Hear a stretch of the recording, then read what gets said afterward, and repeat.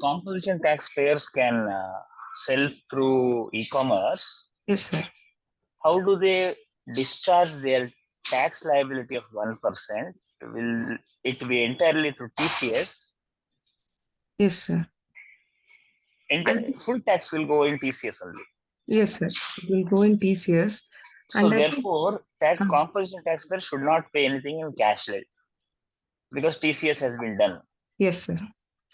Yes, sir. So wherever I now think there can be implication of timing differences. TCS may be done in 1 month. Supply may be done in earlier month. So then I think, see, unlike your ASMT 10, where they're saying GSTR 7 is not matching with 3B and they're issuing show cause notices. yes, sir. In case of composition taxpayers selling through e-commerce, any e-commerce, any composition taxpayer, because now the turnover of supplies will have to be separately captured. Yes, sir.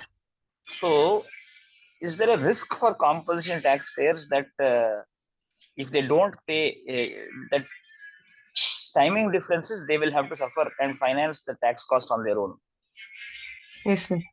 So basically, I think this amendment is taken in 10 and 10 to 8. So I think the rate of tax will be, I think for 10 to it will be 6%, but I think for 10 it will, the rate 10 to A will be 6%, but 10 to A, madam, but one thing you please consider, 10 to A is notified, but it's not operational because 2/19 is still in force. Correct, sir. Correct.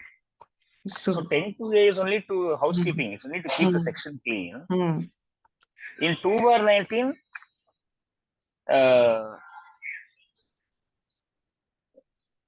so services we can examine. Yes, service 2/19 in due course. But so what he's saying is now because of this, there could be some real issue for composition taxpayers applying through e-commerce. Yes, sir.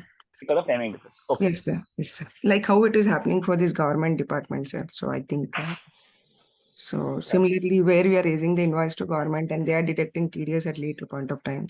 So might be the timing difference might operate, sir. Do we have instances where composition taxpayers are selling through e-commerce? So I think because it was not allowed, so so they said you allow it. They have allowed it. So is allowed. this really lip service or is it really going to help trade in any way? Do we have instances where composition taxpayers are selling through e-commerce? Sir, Swiggy and Zomato, sir. Swiggy and Zomato, it's already under 9(5).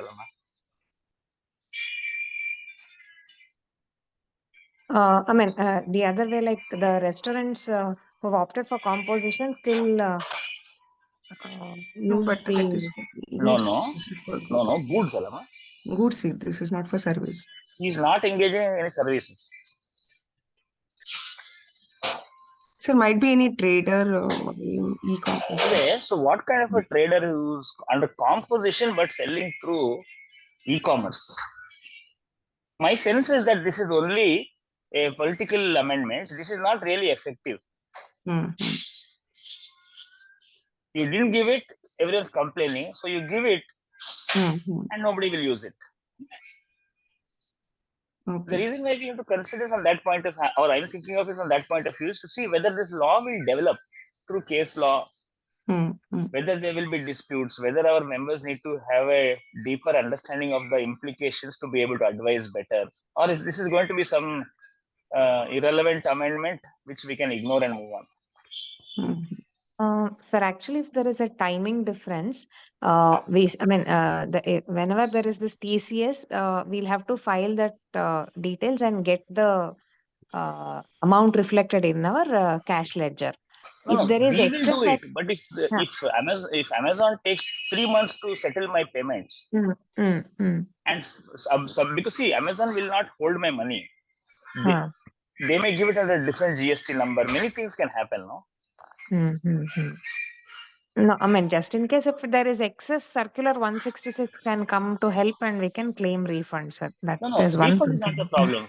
I have to finance. See, 1% money is gone already in TCS. Now I have to pay another 1% by cash. Understood, sir. Understood. See, there are so many instances I have come across, composition taxpayers who have violated the condition. Now, officer is asking question, if a composition taxpayer has violated the condition 4 years ago, does he lose composition only for the year first to the for that year, or does he lose it forever?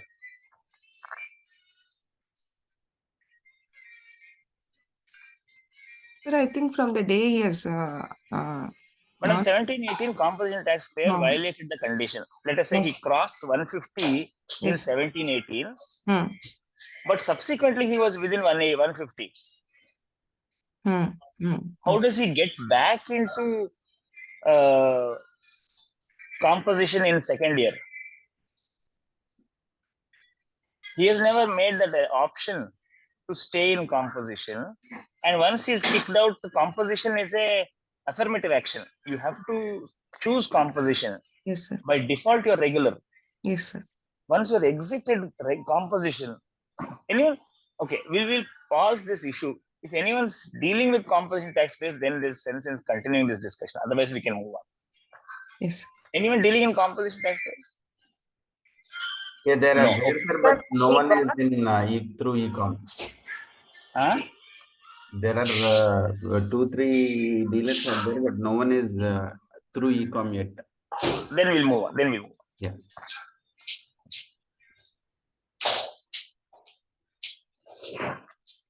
Then next is, sir, why they have omitted only goods, sir? Why not services, sir? Because if they have to give this benefit, why they specifically restricted only for goods, sir? That is service suppliers cannot sell through e-commerce. Cannot go for only for composition. restaurant that one. Yes. Yeah. Okay. Sir. Then next is in section 16 proviso, which was there in the finance bill. So similarly, they have added here. So in the lieu of added to his output tax liability along with the interest thereon, they have replaced with the word paid by him along with the interest payable under 50. So I think wherever there was a failure to make a payment within 180 days, it was creating a liability in the hands of a recipient. So now they are just trying to bring out that amendment saying that paid by him along with the interest payable. So they are making it rather than output tax liability, they are saying it as payment by him along with the interest payable. So I think they are bringing in line with that second provision of this 16.2. So this was what, and in the third provision. No, 1 minute. Sir. I'll read that provision also, sir. Just see, when you say previously the words were added to his output tax liability, now they have changed it to paid by him along with interest. Now the question is, now is it added to output tax liability, or now without adding to output tax liability I can pay it? I think without adding to his output liability. See, there are many instances. How do you reverse credit? There are many instances where reversal of output tax was by reversal of input credit was by increasing output liability. Yes, sir. See, liability should always appear in the electronic liability ledger. Yes, sir. Now, without adding to liability ledger, how do I pay this? Sir, if there is sufficient ITC balance either in the current month or the carried forward balances in electronic credit ledger, then first the reversal will get offset for those balances, and if that is insufficient, then over and above that only will go to the electronic liability ledger by going to output liability. No.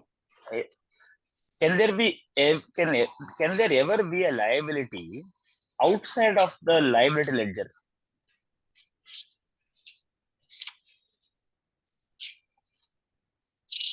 That is how the return functions. No. Yes. Caveat your answer.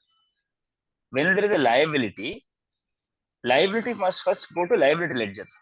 When you please jump in, you have seen the software very closely.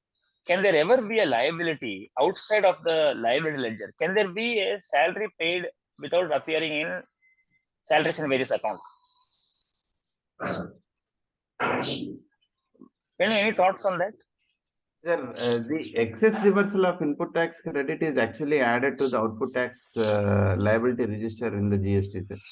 The reason why I'm asking is, officer will come suddenly force you to make DRC3 payment. And we're all now defending these DRC3 payments, saying that there is no liability, etc. Unless they create a liability in the liability ledger, I can always go for refund. But DRC03, sir, are going to the part 2 of the electronic liability ledger. What we are doing are the 3B goes to the part 1 of the liability ledger, sir. So I admit a liability and then discharge that liability. Correct, no? Correct. So when I reverse credit under Rule 37, I am reversing without going to liability ledger. Correct. That is why it becomes re-reversible. Can we agree on that? That is how the process is. Since liability is not admitted, that is why it is a temporary reversal, similar to Rule 37A.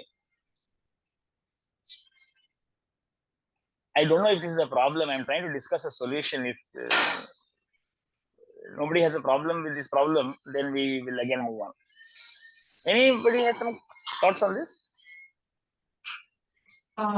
Sir, I mean, you want to say that any reversal of that Rule 37 should happen through DRC3 and not through 3B, sir?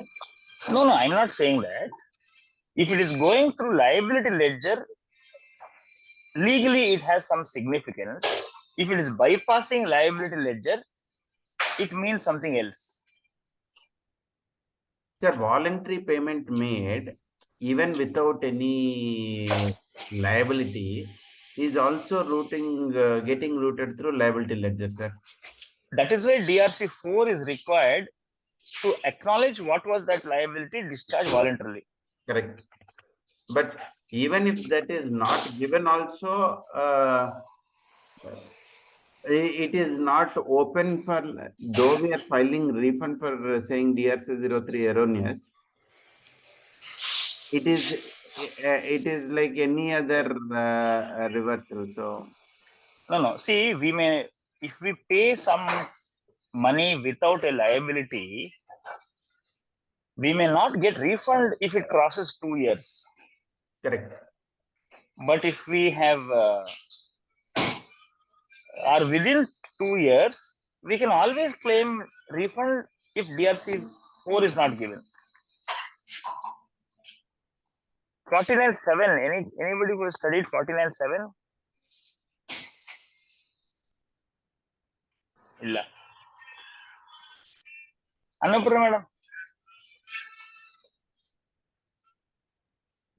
Sir, 49.7, yes, sir. All liabilities of a taxable person under this act shall be recorded and maintained in the electronic liability ledger in such manner as may be prescribed. Yes, sir. So I think this amendment is very significant for filing reply to show cause notices wherever involuntary payments have been made, whether it has passed through liability ledger or it has bypassed liability ledger. Any views on what happened to 37A reversal? That also goes through liability ledger or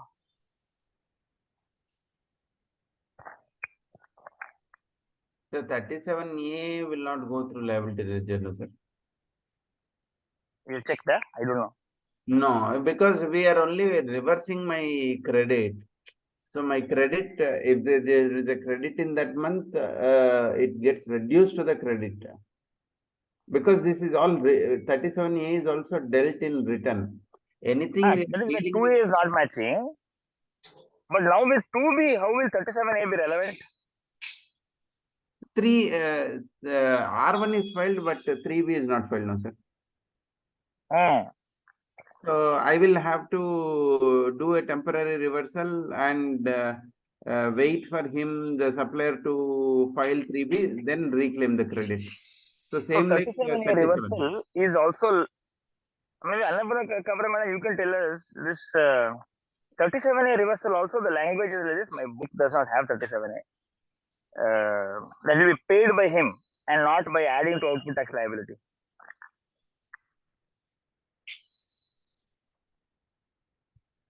Now, Madam, we'll ನೋಡಿ ಹೇಳಿ all ಹಂಗಾದ್ರೆ. the We'll added move on. output tax liabilities across removed from the act.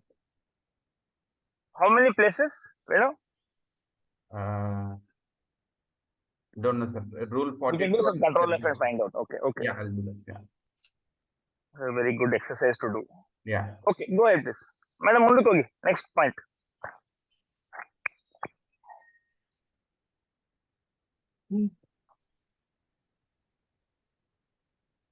Yes, sir. So I have to add the point here of that bypassing of that electronic liability ledger, sir. That is the I one. would think so. I would think so, madam. Okay, sir. And one more is correlating with Rule 37, Section 37. Correct. Yeah. And in the third provision, they have made it made by him to the supplier, which was not there earlier. Now they've added that word to the supplier in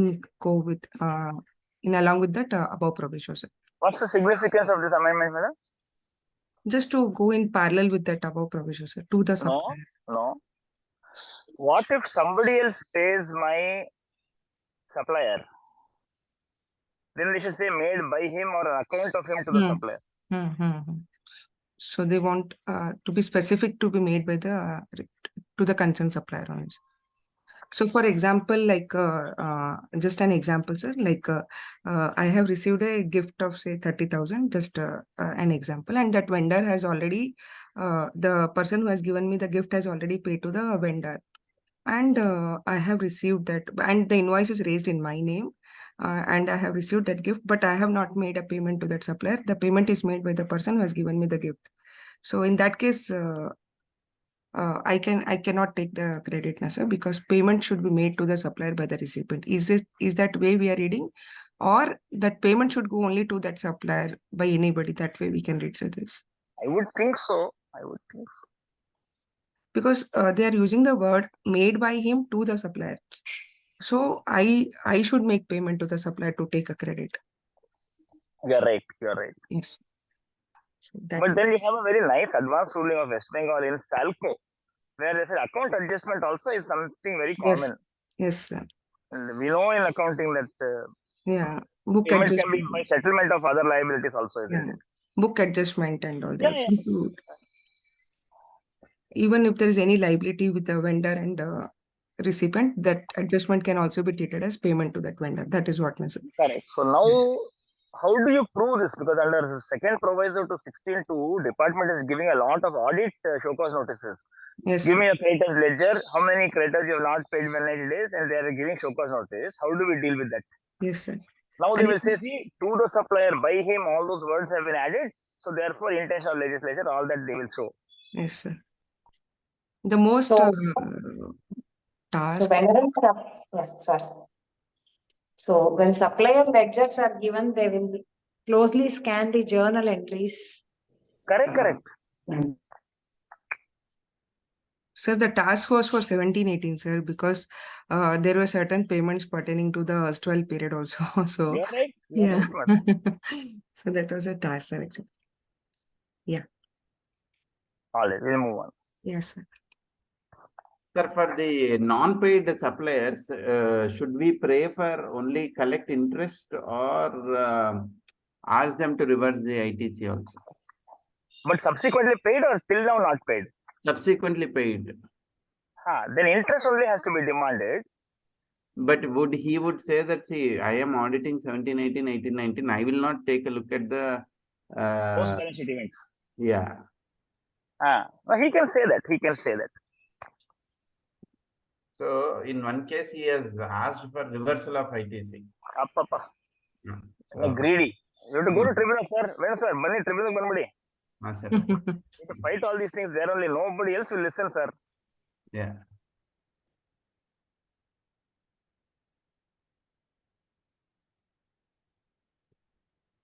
Yeah. Shall we proceed, sir? Right, madam. Next is amendment in this section 17. So one is this 17.3 where there is an explanation for apportionment of credit between taxable supply and exempted supply.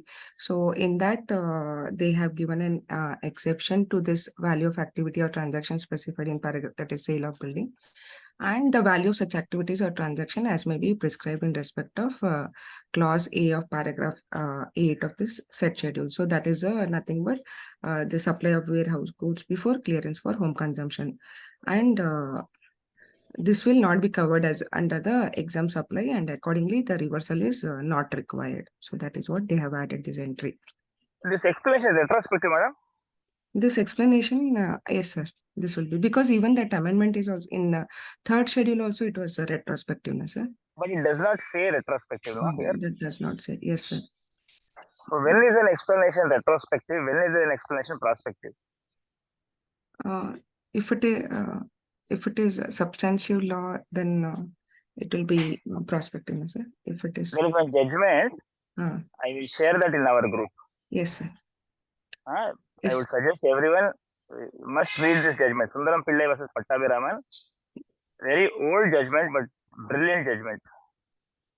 Okay, sir. So, sir, if the explanation is clarificatory in nature, then we can take it as a this is a clarification. No, if it is clarificatory, it is retrospective. Retrospective, yes, sir. But and from the context, if you can find out that it is trying to resolve ambiguity, then also it is retrospective. Yes, sir. All of those things. Okay, sir. The judgment I have shared in the group. Okay, sir. So what do you think, sir, for this value of activities, whether retrospective. Retrospective, sir? Yes. Yes. Then next they make one amendment, they don't make amendments correctly, no? Yes, sir. So it will always, we'll keep 6 years, 6 times they made retrospective amendments. Yes, sir. So even adding that entry in that third schedule itself is giving the retrospective. So yes, they give a circular also which is not being followed. Yes, sir. So that is a one thing. And next is in 17.5 clause F, sir, this CSR, as we all discussed on this. So ITC on this corporate social responsibility have been blocked actually. But here, 1 minute. Sir. If you see here, goods or service are both received by a taxable person, which are used or intended to be used for activities into his obligation under CSR. Yes. See, there are two things. If I give away the goods, is it CSR? Or if I use it, for example, suppose I have a, bus, and I'm transporting poor children to school. Now, the bus is used for activities linked to CSR. Bus cost 30 lakhs. So, does 17.5 FA cover supply or other than supply?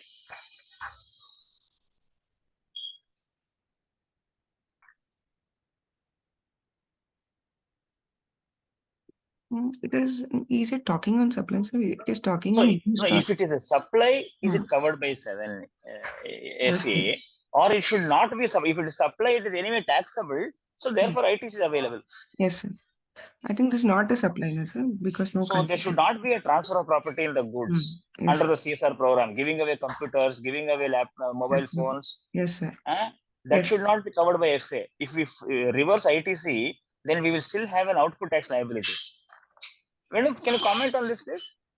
Sir, 75 FA, post-COVID, other than supply or supply only? No, post-COVID, now CSR cannot be in kind. They are saying that CSR has to be in cash. So now when will FA apply? That's what I'm, so this. Also another useless amendment without thinking about all the angles. Yes, because earlier many companies were disposing of their goods by, like one client, he was in solar business, so he was setting up all solar water heaters for all the old age homes and orphan homes. Now that was disallowed, and they said the CSR obligation is not met. This would not be considered as CSR. Then order was passed to him. Oh, in MCA, is it? MCA. Okay. They actually, it was there in the COVID. Post-COVID, they have removed it, which even our team also didn't know. I got to know only last week about this. So I'm just wondering now, given that CSR cannot be done by giveaway of goods or services, so then would this be like, as you said, if the school bus is given, ownership is with me, but the bus will be run for flying all the schools free of cost. So that will be service. That will be service, sir. But anyway, if it is not covered under 135, then I don't know, it is irrelevant then. So therefore, we have to be very careful when we are reading FA. We cannot blindly rely on FA. If there is a supply, albeit in the course of CSR, it will not be denied ITC. It should be only used for CSR, not transferred under CSR. Sir, even they have covered intended to be used also, sir. So that is also broader. This is like writing love letter, madam. Some words you don't mean, you simply use it because Shah Rukh Khan is using it. On one hand, we are talking obligation. On another hand, we are talking intended, sir. Mindless. Yes, sir. One more case law will come. Yes, sir. Anything else, sir? Jitin sir, used or intended to be used only if there is a transfer. Will it not restrict the interpretation, sir? Because 16 1 also uses the same phrase. So in any case, if certain inward supplies are used or intended to be used either for service or for transfer, I think FA will come into picture, sir. No, if it is used for, see, goods or services used for CSR, goods or services supplied for CSR, for other than CSR, once there is a permanent transfer or disposal of business assets on which ITC is availed, even without consideration, outward supply will apply under Schedule 1. So my only point is, when by looking at FA, let us not assume that only ITC reversal is required. There can be many instances where it will require output tax to be discharged and not merely reversal of ITC. And if we are paying output tax, ITC cannot be denied. Okay. It would be the worst interpretation to say output tax is payable as well as ITC is to be reversed. This department is capable of proposing. Yes, sir. Noted.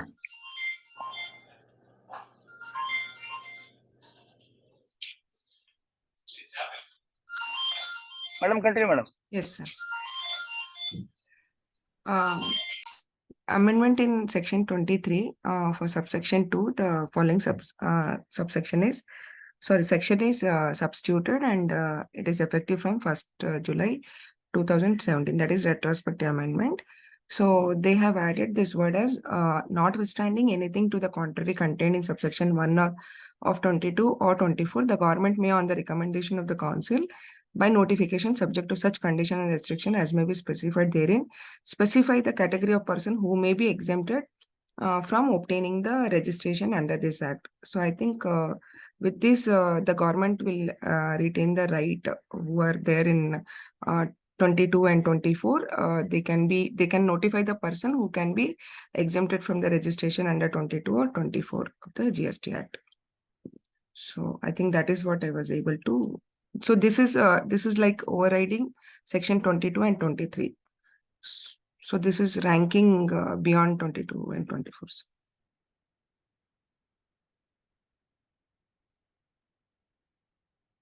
Any instances where we can apply this, madam? So here here.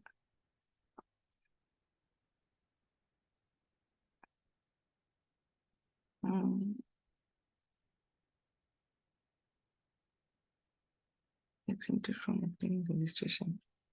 So RCM would not be applicable if someone is dealing with wholly exempted. Yeah, that is one. But that is only if it is notified under 23(2). Correct, no? Correct.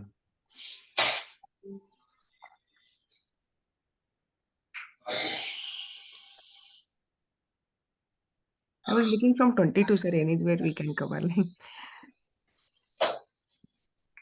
Because why 22? Then only 24 they would have added, na, sir, yeah? Because 22 will be operative always. Correct.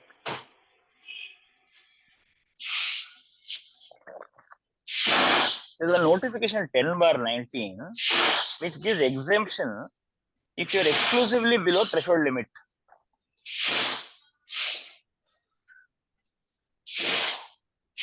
Sir.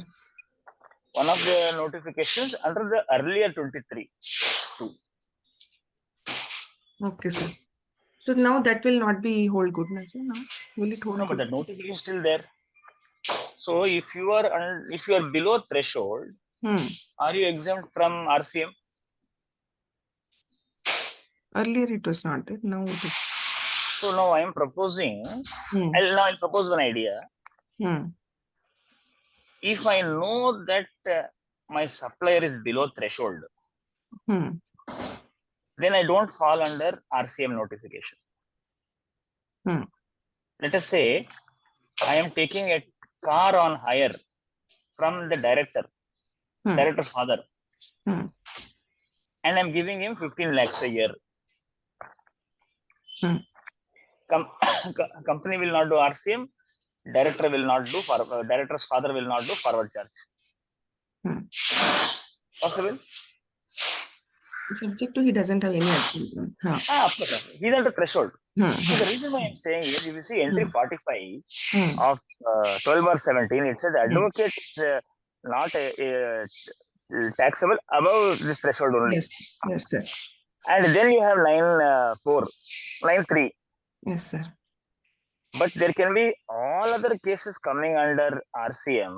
Yes, sir. Where the supplier I know is below threshold. So I can simply tell all my suppliers who are unregistered to give a declaration in the invoice that I am unregistered because I am below threshold limit and I will not even do RCM. Yes, sir.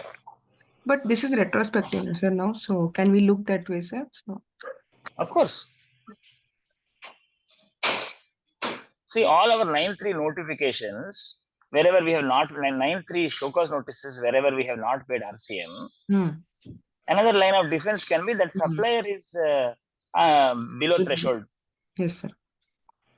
And we can use this amendment also. Now, department should say if they are demanding RCM from me for 17, 18, 18, 19, etc. My question is, how do you know that fellow is above threshold? Correct, no? Correct, sir. Correct. Without doing anything, you're simply thinking, oh, this is security charges, pay RCM, this is hire of vehicle, pay RCM. Yes, sir. All those demands can fall provided we use this line of argument. Rajesh Naita ಇದ್ದಾರಾ ಸ್ವಲ್ಪ ಅವ್ರ points ಕೇಳೋಣ ಬೇಕು ಸ್ವಲ್ಪ ಎಲ್ಲಿದ್ದಾರೆ okay sir one more thing they gave that exemption only to lawyers like why not for other vendors they have covered some below exemption limit lawyers ಎಲ್ಲ ಸ್ವಲ್ಪ special madam ಹೌದಾ that should always ಗಣೇಶ್ ಎಲ್ಲ special that is the one thing. Yes, sir. So next is this provision to section 30 is pertaining to the revocation of registration. So earlier, as we all know, that it was within 30 days from the cancellation order, and then the higher authority, that is AC and JC, was given further 30 days and 30 days. So approximately it was happening as 90 days. Now they have substituted with that, and they have said this has been brought into the rule itself. There is no more that time limit is specified in the section. So whatever the time limit was prescribed in the section has been removed, because they are using the word, instead of within 30 days from the date of cancellation order, they are using the word such manner, within such time, and subject to such conditions. So it has been prescribed in the rule itself. I think that is 21A, 29. One second. Rule is 20. Rule. Choice rule. So 21A, 20. Sorry, it was 23 once, sir. Sorry, sir. So it was 23(1) rule, sir, which has specified the time limit of 90 days. So there is nothing like ACJC, approximately it is 90 days, and further 90 days can be extended with the approval of the commissioner. So that is the amendment which has been happened in revocation of registration, sir. Anyway, sir, actually this 90 days was working in the portal. It was nothing like at least I have not experienced anything where I have to take a approval from AC or JC. Automatically it was happening, sir. So 90 days plus 180 days will be granted. So anyway, this 90 plus 90, no, madam? 90 days and 270 ಅಲ್ಲ? sir, additional 180 days idella, sir. So 270 days then. So 270 days. So earlier it was 30, now they made it 90, sir. Earlier 30 was plus 30 was AC, plus above 30 was JC. That was specified in the section. So now they have brought from section to the rules, and in the rules they have specified, even in that notification 38/2023, they had made an amendment in that rule itself, saying that 90 days from the date of service of order of cancellation, further 180 days. So I think this will help us wherever we have missed the filing of appeal also, sir. True. Yes, sir. So I think that is what this is welcome amendment, sir. So sufficient time is given to revocation. So this is one, and next is 37. So shall I proceed, sir? Please. Anything further? Nothing. I'll move. So now next is this 37(5). I think these all are specifying a time limit for furnishing the returns and all that. So 37(5), they are saying that it cannot be furnished after 3 years from the due date of such tax period. So registered person shall not be allowed to furnish the details of outward supplies under subsection 1 for a tax period after the expiry of a period of 3 years from the due date of furnishing the said returns, provided that the government may, on the recommendation of the council by notification subject to condition and restriction, allow a registered person or a class of registered person to furnish the details of outward supplies for a tax period, even after the expiry of the set period of 3 years from the due date of furnishing. So on one hand, they are restricting to file that within 3 years from the due date of filing that return. And in certain circumstances, the government has been given the power based on the recommendation to extend that period of 3 years. So this is going to be very useful in 16(4) cases. Okay, sir. This is also going to be useful in cases where everybody in the industry claimed exemption and suddenly Supreme Court said it is taxable. In all those cases, department can say 10 years you file all returns in one shot, take all the ITC. Possible. But can See, this these override type- 16(4)? And this will help in 16(4) cases. When they don't allow me to file returns, then I can't take credit. But when they're allowing me to take file returns for 3 years or even more than that under this proviso, what for I'm filing the returns? Only output But tax. this is R1 only, sir. Sir, even for then so many circumstances will cover, sir, like URD, Exactly. URDS, Exactly. best judgment, all that can get covered. 18(1)(d), 18 coming out of composition, coming out of exemption. So Yes. I'm saying all these points are not used in Tirumalakonda plywoods. They simply argued notwithstanding in 16(2) and said, therefore, you should allow me credit indefinitely. That indefinitely has been made definite by 37(5). And whatever is indefinitely closed in 37(5), that can be opened again by council under proviso. Yes, sir. So please fight all your 16(4) cases, because all these decisions coming out have not considered this point. That Patna High Court, Yes. Govindan Construction, and then Tirumalakonda Plywood, etc. Yes. So I think very valuable it will be. Okay. And they have used 3 years from the due date, sir. Actually, they would have used annual return, sir, because see, annual return itself will take 1.5 years. For example, April 2023, you will be filing, say, December 24th. So they would have taken 3 years, like from annual return, sir. No, madam. They have taken. See, if there is if the time in 37 is not final, that is disclosed, that is coming out of 37.5. Whether it's 3 years from due date or 3 years from annual return, whatever it is helping our 16.4 cases. Okay, sir. Okay, sir. I did not think only, sir, from that perspective. This point, like. Actually, this 3 years is not relevant for you and me. This 3 years is relevant for settlement of government accounts. Yes, sir. See, in the portal, there is going to be electronic credit ledger balance that is not claimed.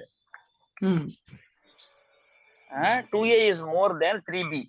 Yes. What they will do, after 3 years, suddenly they will auto distribute all the revenue to all the states.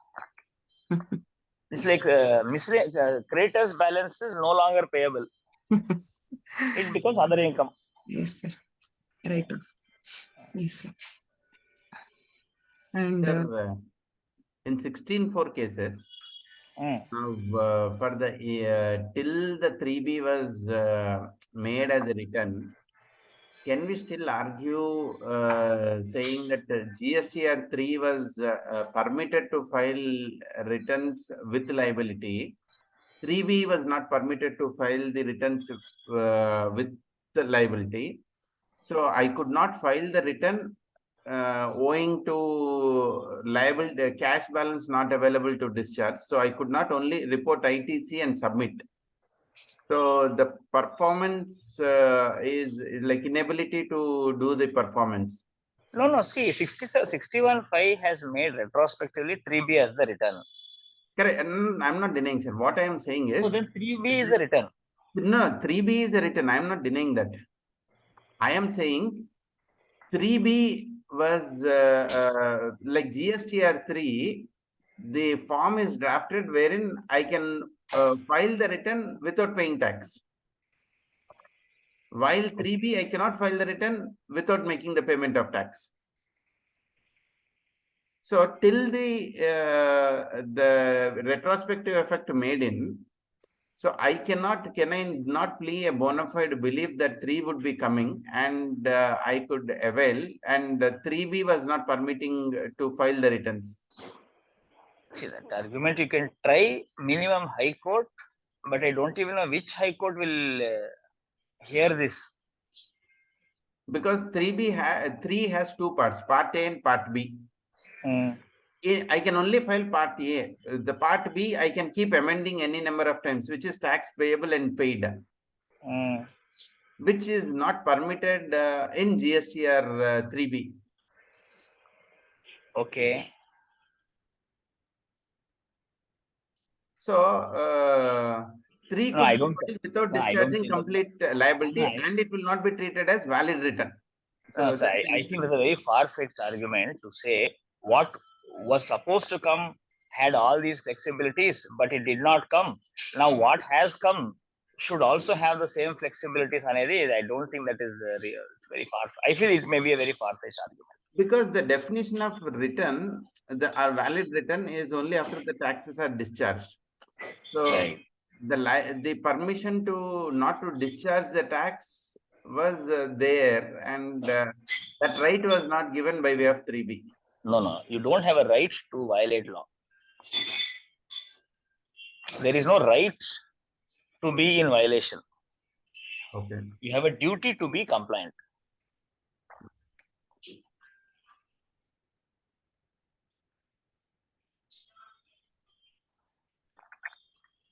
Okay. I feel so, sir. Got it. And there's nobody who will entertain those views, sir. Even tribunal, I doubt. We are not finding much grounds for 16.4. Sir, 16.4, there are many grounds now, sir. I've written an article and published somewhere also. Okay. I share that maybe, definitely.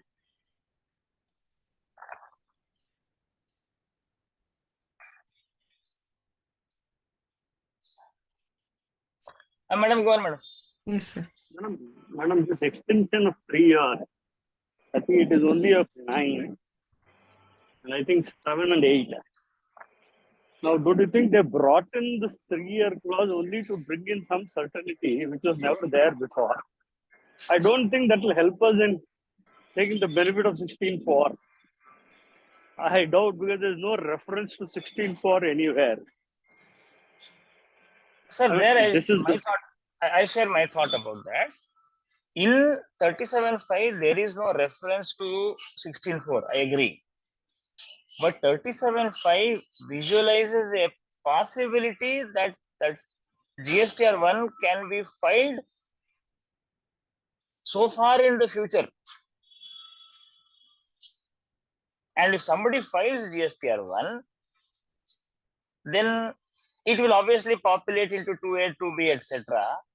So therefore, 2A, 2B cannot become the reason for someone to deny credit.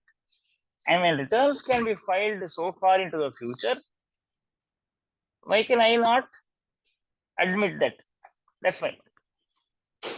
Because see, filing a valid return is what is important in 16.4. 16.4 sets a time limit of November 30. But 16.4 does not say which month's return has to be filed by November 30.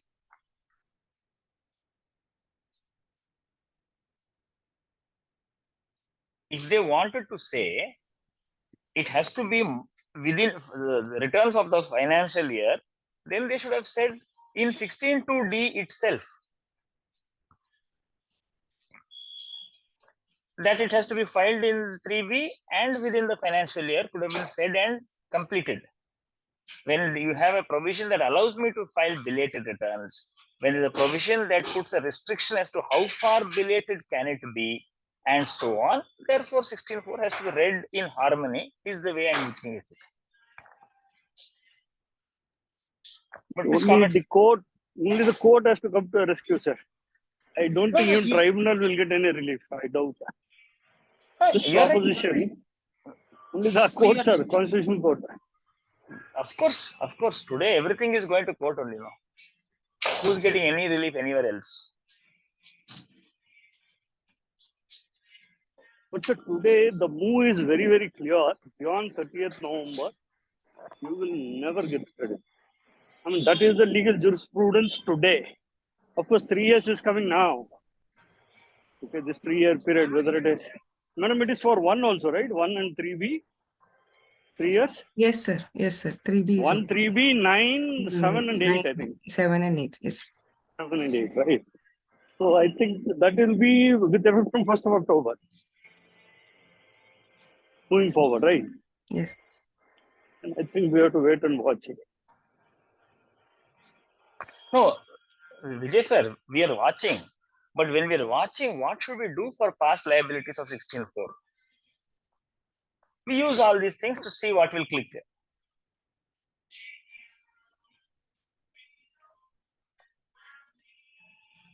Very, very difficult, sir. The way things are today, very, very difficult.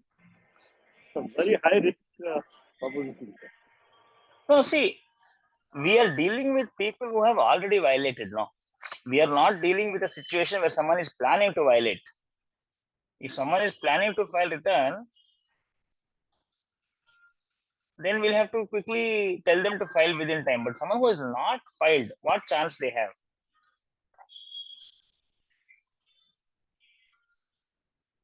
Yeah, possible, sir. We have to wait. Possible.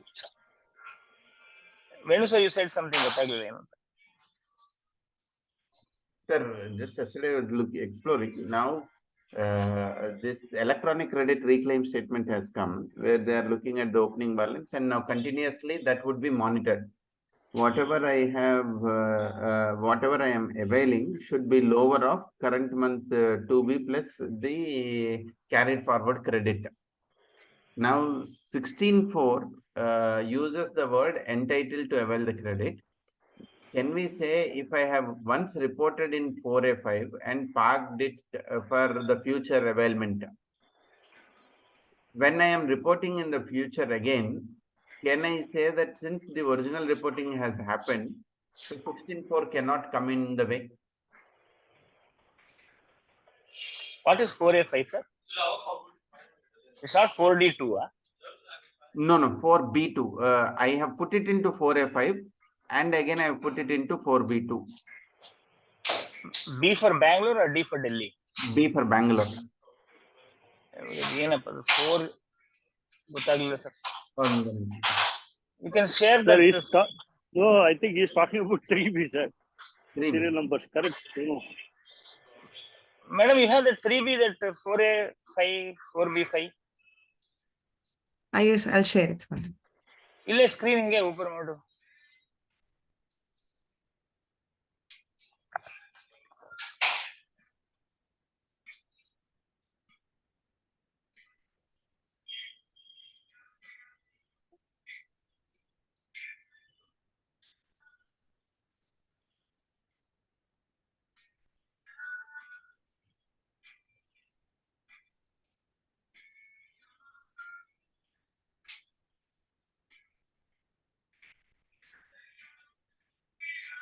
Venu.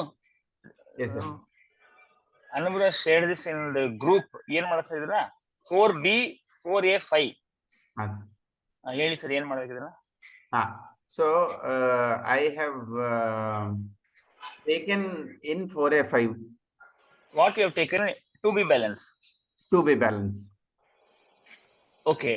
4A5 is not auto-populated. 4A5 is auto-populated, can be edited also. Anyway, you have taken 4A5. And I have again reported the same value in 4B2. As a reversal. As a reversal. Temporary reversal. Correct. 2 years later, I will report it in back in 4A5 and 4D1. 4B1. D for Delhi. Sir, whenever you want to take credit, you have to take in 4A5. Correct, sir. Now 4A5 auto-populated will be less than what you are taking here. Correct, no? Correct. Computer will verify maybe that is it cumulatively less than previous temporary reversal. Yeah. And 2B. Correct. That's all. Once it looks at it, it will go, no? It will go. It will go. So why 16.4 will get affected? You have to first take it in 4A5. I have already taken first in 4A5. Correct. So 16.4 you satisfied only once. You don't satisfy 16.4 again and again, no? 16.4 does not affect 37. You see rule 37.4. Because there's no time limit. I think 37A also has equivalent to 37.4. Okay, now I am not, sir, now I am not talking about neither 37 or not 37A. Let's say I have not fulfilled 16.2B. So hence I have reversed it. Sir, I mean, yesterday we were discussing this concept. What exactly gets consisted in 4A5? There are 3 types in it. 1, what I have claimed the ITC. 2, what I have reclaimed out of previous reversals. 3, which I'm just reporting. Say, for example, I've not received the goods yet. So I've not even entitled yet because I've not fulfilled the conditions. Because of the new reporting format, I'm only reporting in 4A5. No, see, I don't think it's a case you are reporting. If you see, for example, DRC 1C part B. Anybody can show DRC 1C part B? You see reason number 1 in that options they have given. It will tell us what is to be done. Can we see DRC 1C?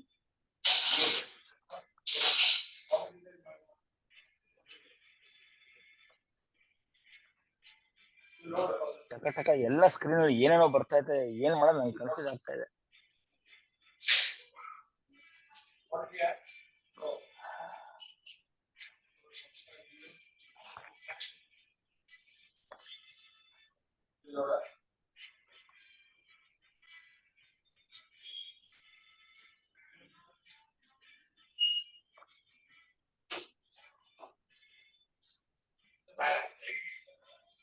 ಏನ್ ಮಾಡಿದೆ ಇವಾಗ?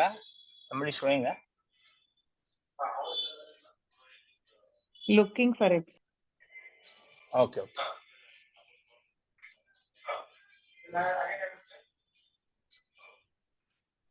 This is the part B, sir. You see reason number 1. Input tax credit not availed in the earlier tax period due to non-receipt of inward goods. Which means 3B is less than 2B. 3B is higher, and the reason for higher is not availed in the earlier period. Now I have availed. Which means it has to be in 4A5 earlier. Correct. This month it is not there in 4A5. Correct. So you don't have to add it to 4A5. Anything reversed in 4B2 earlier. No, sir. I have to add it to 4A5. That is why my 4A5 is higher. So this reason is coming. So this is a case where earlier it was 4A5 was less than 2B because of the old reporting. But now no. You assume a current reporting, no transition period. Let's take an example where 3B is more than 2B. When will 3B be more than 2B is, I have taken earlier 4B1. So we have to maintain a control sheet that cumulatively will never exceed the cumulative of 4B2 reversals. Correct, no? So that's what this new, some August, this reversal and reclaim ledger is getting populated. So that's what it is doing, sir. See, basically, they're saying if you want to do any reversals, temporary and permanent, do it once. But those who have been properly doing the Rule 37A reversals earlier don't have to do anything now. If you see this reason number 1 and in B, it gives us an answer to our question whether I should increase 4A5 or not. What do you say, Venu? Sir, no, see, I see this reason is this month I have availed higher, and it is asking me to show why I have availed higher in this month. So which means it is possible that 3B is more than 2B even now. Correct. How can 3B be more than 2B? Because I have reversed earlier, and now I am availing it. If I don't edit 4A5.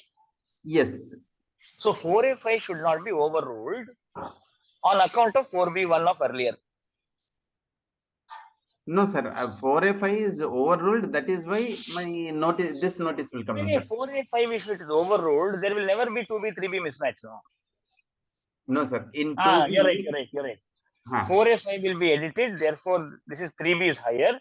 2B, 3B. So therefore, you will edit it. Correct. So that's the answer to your question. Whether 4B1, 4B2 reversals I have to add. So we have to make a tracker. So now my simple question, sir, is purchased in April 22. Right. Goods actually received in December 25. In April 22, I have reported in 4A5 and reversed in 4B2 as a temporary reversal. So the system is keep on carrying forward that there is some temporary reversal. 2 years later, I am again reporting it into 4A5 and reversing my temporary reversal in 4D1. System sends me this notice. In the notice, I will give the difference that input tax credit not availed.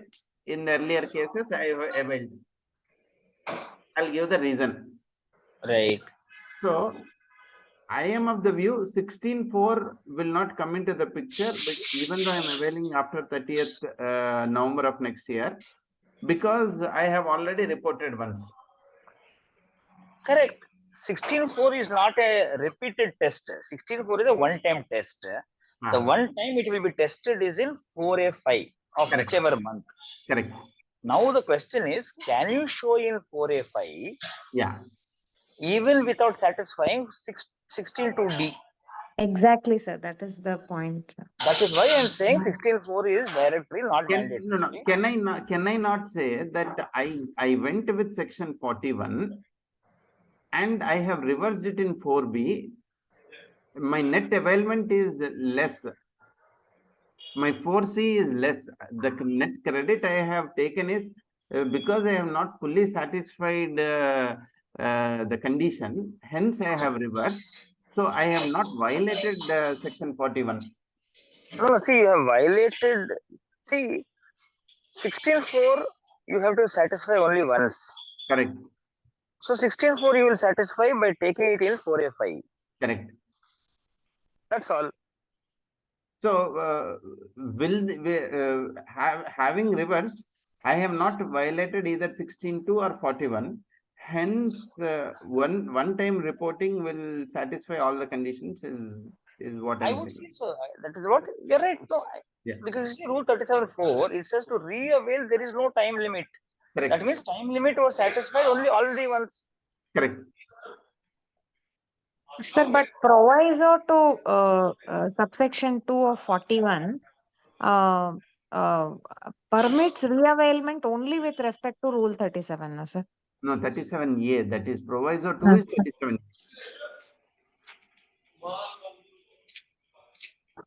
So can we extend this reavailment principle to anything which I was not entitled earlier, but I claimed and reversed?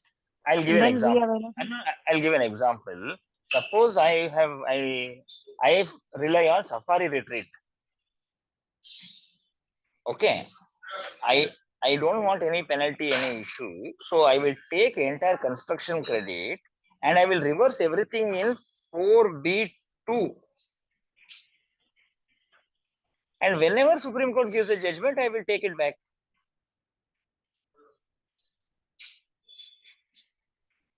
So it's not only 37A.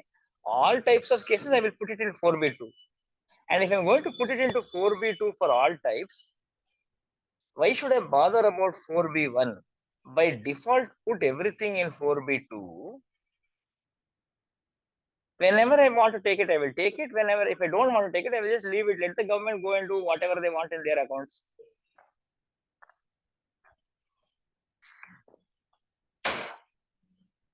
Sir, if we report in 4A5, does it mean we have availed it?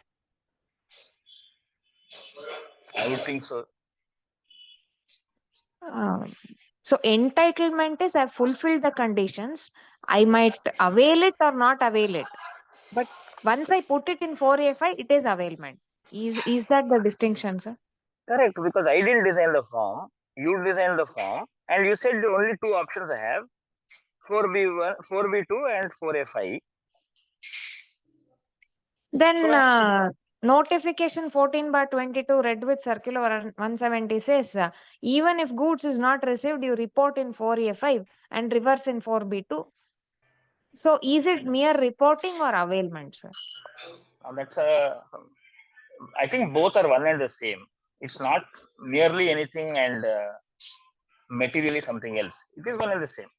So then without being entitled, I have availed, no, sir, in such a case. That's the form, no? That is the form. So wherever you have anything appears in 2B, first take it in 4A5, keep it in 4B2 forever. Yes, sir. Yes, sir. We will see later.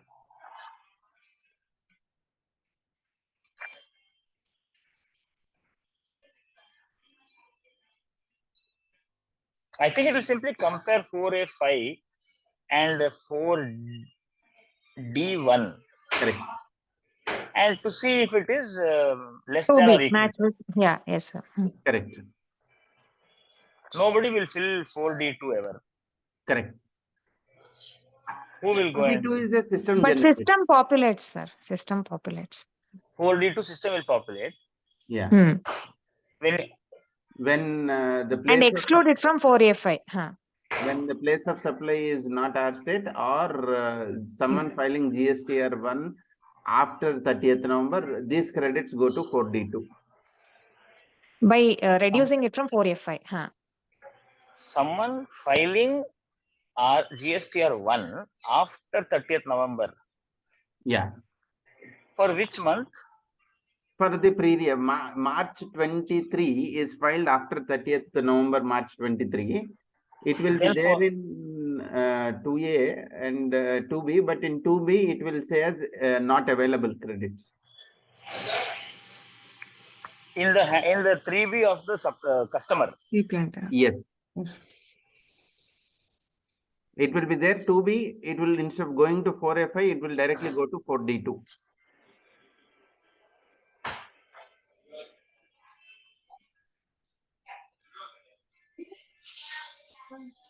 Got it.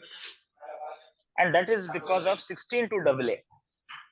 16. Not because of 16 to C. 16.4, sir. Because of No, no. 16.4, sir. No. No. 16 to AA, I have not satisfied. Not because of 16 to AA, sir. I would say because of maybe 16.4, because I should take the original credit. Yeah, it's like 2 AA read with 16.4. Even the form specifies 16.4 only, sir. Got it. Okay, so I think we'll go circle back. Madam, continue. So when to your point, Yeah. which started this discussion, how do we claim all these credits because of this 3-year time limit? Whatever is appearing in 2B, claim it in 4A5. Correct. Sir, Rule 37A, we have a specific mention of reavailment in proviso to subsection 41 and also in Rule 37A. But other places, this word reavail is not there. But do we still take a stand that we can reavail any credits which has gone in 4B2 without any limitations, sir? Yes, I would think so. Okay. I mean, if department takes this argument that reavail is only limited to Rule 37A, how can we justify this, sir? But Circular 170 also said the manner of reavailment, no, madam. The example which they gave, they have said the period it was appearing, you take. So, but that can that go beyond November 30th? So again, like Jitin sir said, I am also of the view that once it is coming into 4A5, I have satisfied 16.4. So I don't need to I mean, how again. do we justify this if they come and argue that reavail is limited only to these scenarios as it is specifically stated? How do we argue on that? No, what is your apprehension? They will come and say that your 16.4 is to be shown complied multiple times. No, sir. Reavailment is limited only to Rule 37A, not other cases. So why don't why don't we say that the word reavail is used in the provision section? It is not in the section. It is not like instances of section 16 heading, eligibility for input tax credit. It is not an instances of reavailment. The word reavail is used as a passing verb, as an action. It is not like an instances of reavailment, no? So you mean to say it's not exhaustive, it is only illustrative, Antana? No, I am saying that there is nothing called reavailment as a process or as a concept. It is used in a proviso, will not make it that these are the instances of reavailment.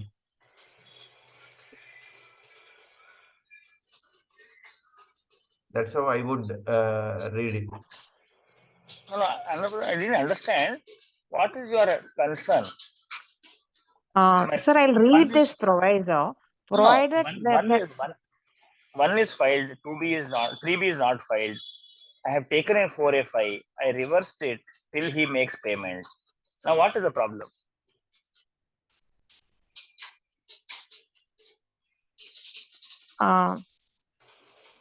What is the problem? If I have reversed it to 4B2. No, this is I mean, this I can reavail because there is already a proviso to it. Which other case are you trying to reavail? I mean, that's, let's that example what Venu sir said, like, I mean, that I'm doubtful about that credit, whether it is eligible or ineligible. No, so I park it. There are only two places where you can reavail, 37A. Rightly or wrongly, take construction credit, reverse it under 37. Now the form will not prohibit. Now the interpretation has to be that you have wrongly parked it under 37. We will see about that later. I had no other place to park it, so I parked it here. Okay. So even those reversals, I will say that I've done it under rule in terms of Rule 37 and not waiting Correct. for the eligible. Correct. Got it, sir. So if So I have all to re-avail, it has to be under Rule 37. So now what I'm saying, don't even say 37. Put all reversals, all doubtful cases under 4B2. You understand? Even if your real estate at 5% without ITC, reverse everything under 4B2. We will see what happens later.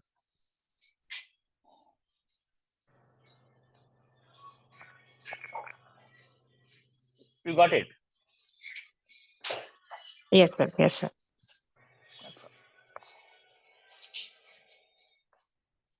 Annapurna madam, bani madam. Yes, sir. 3911 alidri ನೀವು. Sir. So similar. Annapurna madam,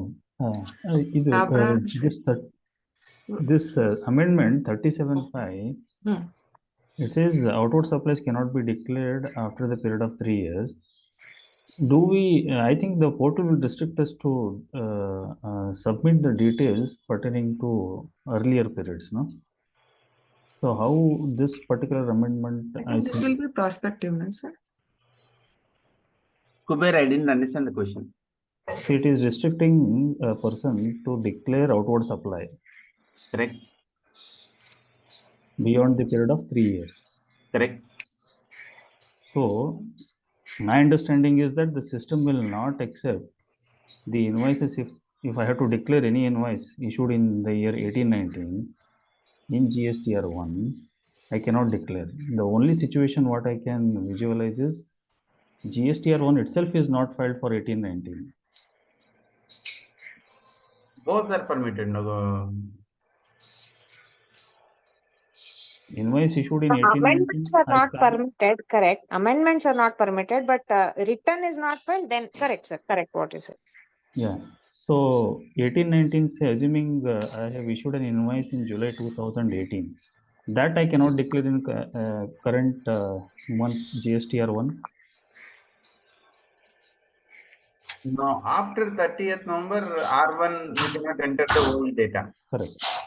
So 37(5), a registered person shall not be allowed to furnish the details of outward supplies under subsection 1 for a tax period after the expiry of a period of 3 years from the due date of furnishing the said details.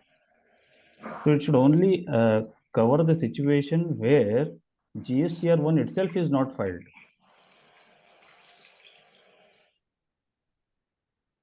Correct.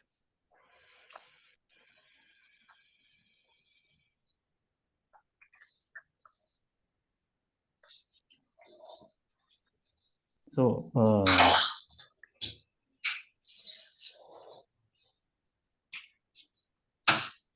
4 is invoice level, 5 is return level. Yeah. Okay. Yeah.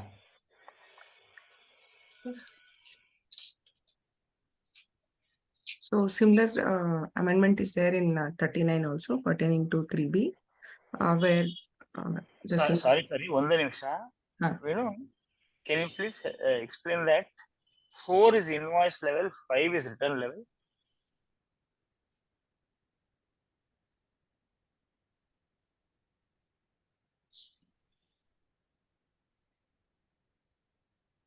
Hello, Venu sir. Yes, sir. Sorry. 4 is invoice level, 5 is return level. Yenga sir? Sir, 4 doesn't permit me to report any of the outward supplies which is not furnished after the 30th November. So if I am filing GSTR1 of let's say September itself, where I can include March 23 invoice permitted.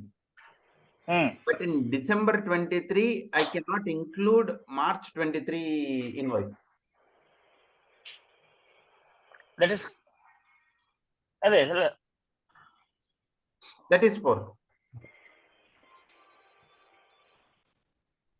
The invoices of the earlier periods I cannot report after March 23, after November 23. So then this 3-year period and all is all becoming obvious, sir, now. That is whatever only we have discussed. We've discussed so far, everything, is just kind of fizzled out now. No. No. Return. No. No. March 23 return can be filed in December 24 also. I didn't even file March 23 return. March So, Sir, 23. to put it correct. simple, sir, same transactions of the same month, if it is not filed at all, it will allow me 3 years window. But once I'm regularly filing all returns, if I want to include specific invoices of previous Yes. months after the cutoff date, then system will not allow. So with this explanation, Sir Jatin sir, with this explanation, if anything, I mean, if there happens to be a notification, I don't know how they can issue a notification under proviso to 37.5 Exactly. and then make someone to declare the outward supply and claim and allow the recipient to claim the input tax credit. So that situation, No, Kuber, so the returns which are filed after the month of November, the recipient input tax credit is automatically going to 4G2. System itself is not allowing exactly, that credit. yeah, I correct. So it will be shown as ineligible input tax credit at the recipient's end. Correct. By the system itself. So, according to me, this amendment is mostly to restrict the non-filers to file the GSTR1 because the department has already initiated audits or reassessments or assessment under Section 62 and all. So now they cannot go back and file GSTR1. I think they are trying to kind of like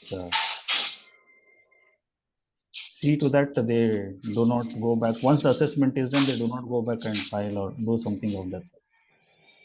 But you do not have the time limit for assessment of non-filers for 3 years, Kuber. I completely agree. But once there is an proceedings that is initiated on a person, and if there happens to be a case that he has not filed the returns, or then like 62 has 2 more years extra. Yes. 37.5 is for 3 years, 62 is for 5 years. Yes.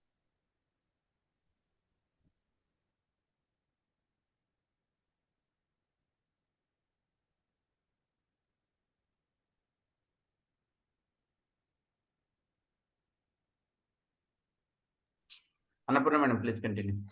Yes.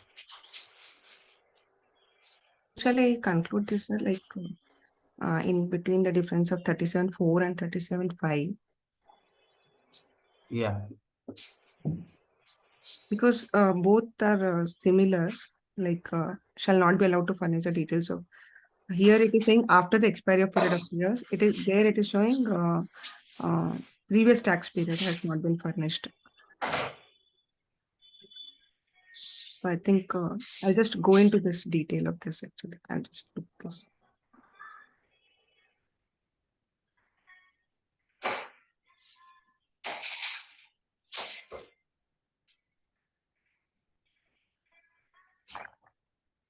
Then similarly, it is applicable for this 39 also, so that is 3B, and it is applicable even for the GSTR 7 and annual return also. That is under 44.2. So they have stated 3 years from the date of furnishing that annual return. My question here is why they have not added 51, sir, here? Why only this 52 and 44? TDS returns are not added here. Madam, adding in 39, will it not cover TDS returns? Because that's part of 39, no, madam? Yeah, that is part of 39. But so all the returns under 39 is covered. Okay. Good. Okay, so all this IST, everything is covered.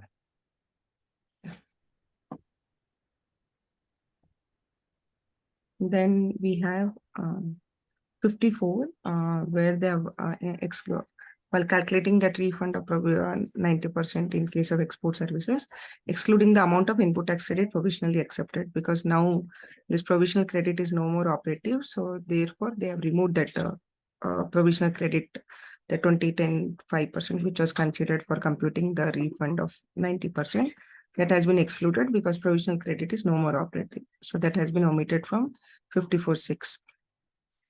So ultimately, with this, now 90% will be calculated on entire refund amount.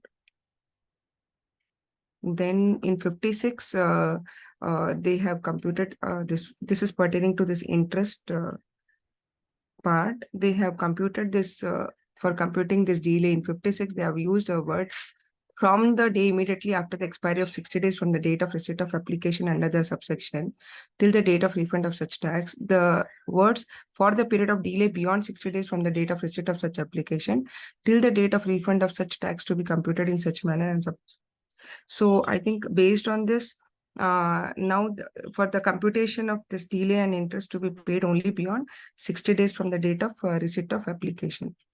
So I think that is what they are trying to add till the date of refund of such tax to be computed. Till the date of refund of such tax. So the interest will be computed after the date immediately it was there. But now they are using the words for the period of delay beyond 60 days from the date of receipt of such application till the date of refund of such tax. Yeah. So here, one doubt is refund application has been rejected. Now post appeal, I got the favorable order. The interest to be computed, the period that was lying during the appeal, should it be included for the computation of interest? See, basically, I think there is in rule amendment 94, I think, where they have stated that there are two scenarios where it will get excluded. One is like time taken beyond 15 days for replying that notice to provide additional documents, and time taken by the applicant for furnishing the details of bank account or validating the bank details. Except this two, I think it will be the computation of interest will be calculated beyond 60 days. No, but there's a proviso to 56, no? Regarding refund being allowed pursuant to any order. Yes, pursuant to that appellant order. Yes, sir. So Venu? what was the question? Yes, sir. Sorry, I was reading that. Tell me, Venu, what was your question? No, what I was saying is the period that was there from the date I have filed an appeal, the appeal order is disposed. Yes. Should the refund be computed for those days also? Interest on the refund. So basically, 115 section says that interest will be calculated only to the extent of pre-deposit from the day when it has been pre-deposited for filing the appeal. Otherwise, then in section 56, it says that within if the application is not if it is made within 60 days from the date of the order, then after 60 days the interest will be computed and not from the day when it has been filed. In the case of favorable order. Am I right, sir? 60 days from the date of order. Time lost in appeal is not with prejudice to government. Yes, sir. Without prejudice, so no interest. Yes, sir. So that interest will be calculated only after 60 days, sir. Correct. Yes. Got it. Yes, yes.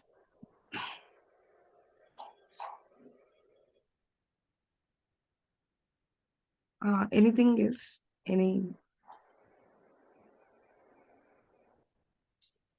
So next is here I am 56 yes. And now we are coming to 62. Yes. Now 62 is pertaining to this best judgment assessment in case of non-filers of returns. So they have earlier it was 30 days for filing the returns. Now they've extended to 60 days from the date of that service of that is 3A, notice in 3A, which will be served. It's not a notice, it is a statement which will be served from that day. 60 days will be given to file the returns. And provided that where the registered person fails to furnish a valid return within 60 days of the service of order, he may furnish the same within a further period of 60 days on payment of additional late fee of 100 rupees for each day of delay beyond 60 days of the service of the order. And in case he furnish valid written within such extended period, the assessment order shall be deemed to have been withdrawn, but the liability to pay under interest under 50 subsection 1 and late fee under 47 will remain. So now they have extended the period in case of 62. Earlier it was 30 days. Now it has been made to 60 days. And further, they can make a further period of 60 days by paying an additional fee of 100 rupees. So I think this is a welcome amendment, sir, because otherwise it was leading to unnecessary. Madam, technically, should they not also use this word subject to 3911 with the new section that is coming in? If we have to, read this in harmony. Okay, for the 3 years you are saying from the date. Correct. Written. Otherwise, if this has to override all other, because notwithstanding anything contrary contained in only this section, it is overriding 73, 74. So which means 62 supersedes 39, and 62(2) provides time limit for 60 days to file the return. And the 62(1) does the assessment up until 5 years. Now, post 62(1), if I have to do something, my 39 is blocking. While 62 is superseding. Provision will take care, na, sir. Provision of 3711 will take care, na, wherever they want. Government may on the recommendation. But nothing of that sort has been done because 62 overrides 39. Yes. Given that 62 overrides 39, 62(2) permits me to file a valid return within 60 days. But the mechanism is not there for me to do owing to 39 restriction. No, sir. 62 is not overriding 39. It is only overriding 73 and 74.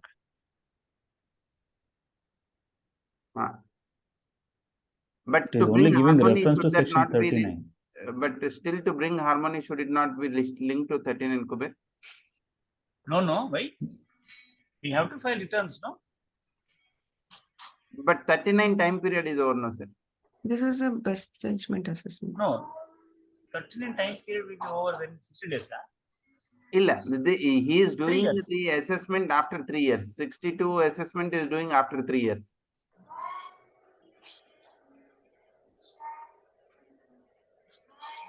Assessment is doing after 3 years. Yeah. 62. No, that's what. Impossible situation, you know.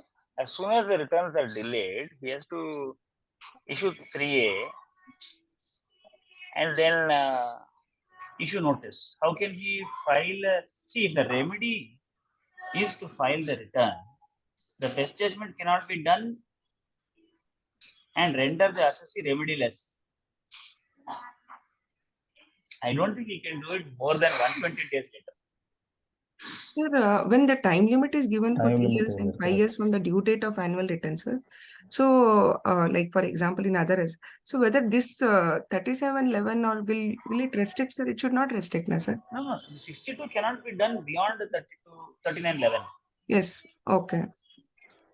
So inherently, he has to do it within, in fact, 3911 minus 120 days.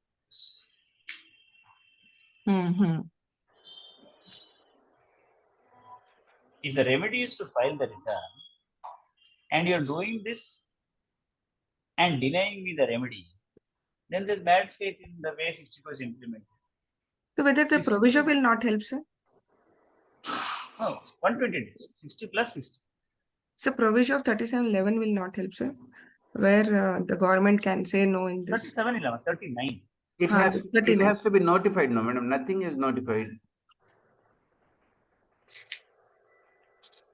This is anyway prospective, sir. Yeah, I think we have to see how it. No, we have to see. So the question whether 62 can be done after 3 years. 3 years, that may be difficult. Okay, sir.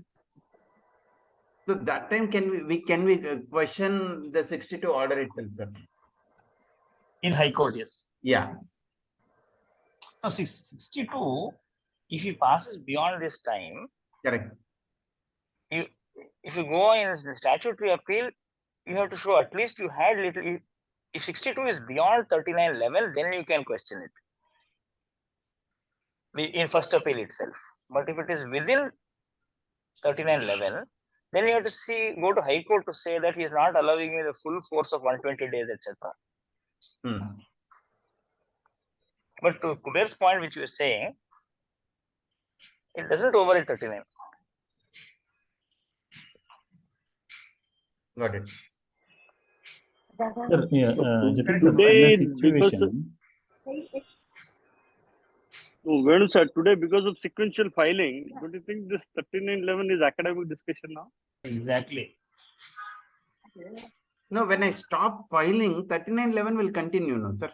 I stopped filing the returns. From the point when I am stopped filing, 3911 is in force. No, you mean to say the department will be quiet for 3 years once you don't file any return, whether it is 1 or 3B? If they are quiet, there are quite many number of times.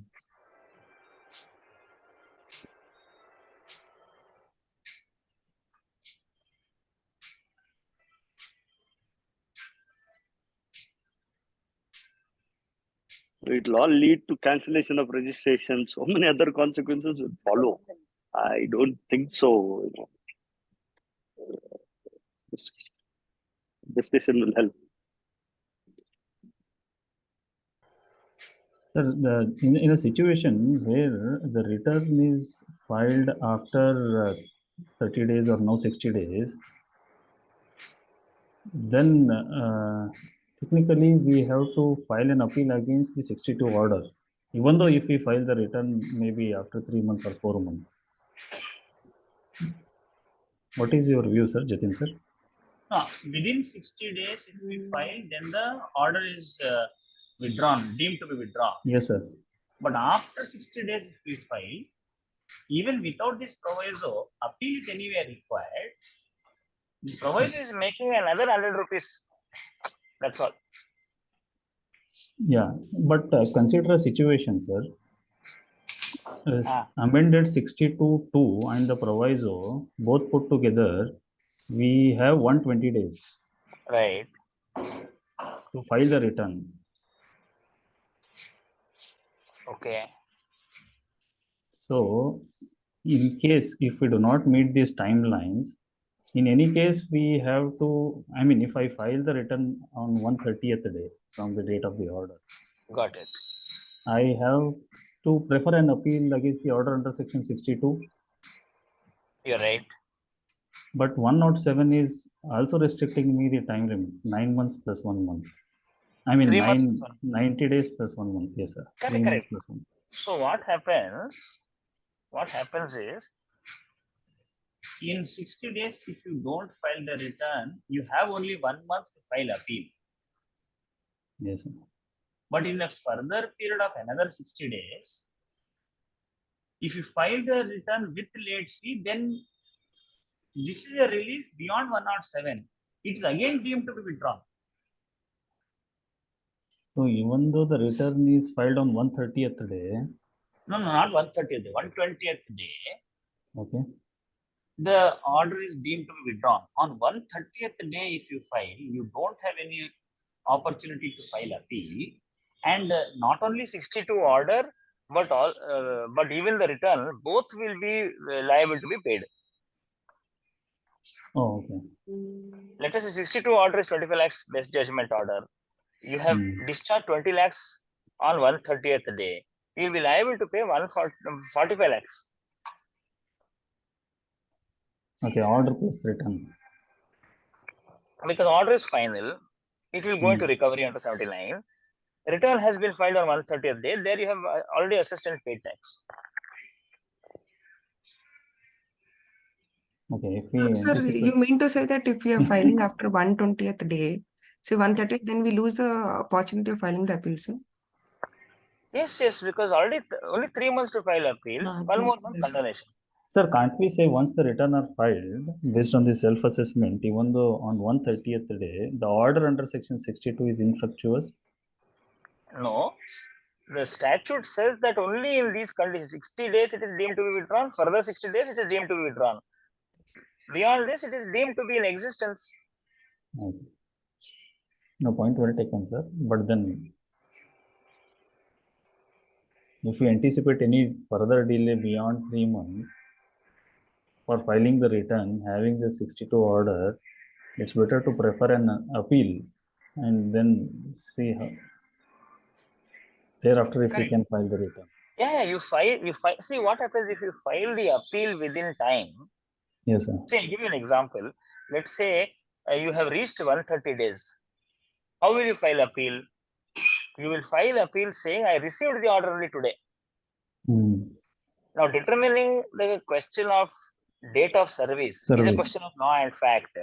That will go in appeal. But immediately you file the return so that the grounds in appeal is not on merits.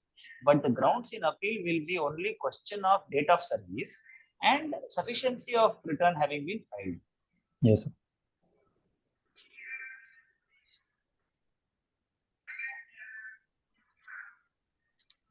Okay. Right.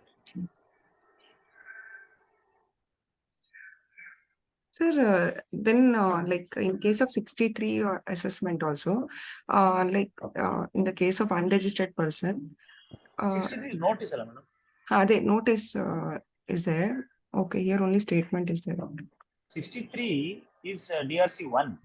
62 is DRC 7. Okay.